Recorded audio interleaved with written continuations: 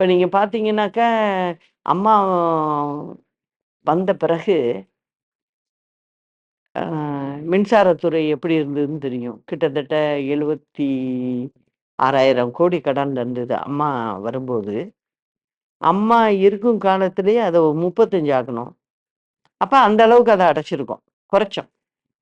இப்ப திருப்பி எங்கேயோ போயிடுச்சு. போயிடுச்சு. அப்போ வந்து மிகை மாநிலமா இருந்துச்சு தமிழ்நாடு. நம்ம வந்து அந்த நிர்வாக திறமைன்னு ஒண்ணு வேணும்ல, யாருக்குமே. அந்த திறமை இருந்துச்சு. அதுவும் குறிப்பா பார்த்தீங்கன்னா, லேடீஸ்க்கு ரொம்பவே இருக்கும்.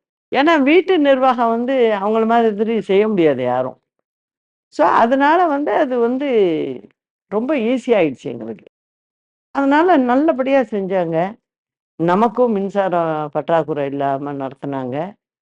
அது மட்டும் இல்ல, அதர் ஸ்டேட்டுக்கு வந்து எனக்கு தெரிஞ்சு தினமும் 90லேருந்து 110 கோடிக்கு பர் டே நம்ம வந்து மின்சாரம் வந்து வித்திருக்கோம்.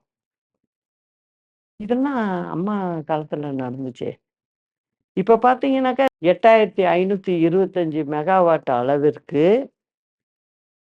மின்சாரம் வாங்கப்படும் அப்படின்னு வந்திருக்கு. இவ்ளோ மின்சாரம் உங்களால உற்பத்தி பண்ண முடியாதா? ஏன் வாங்குறதுக்கு போறீங்க? அதோட பின்னணியில என்ன இருக்கு?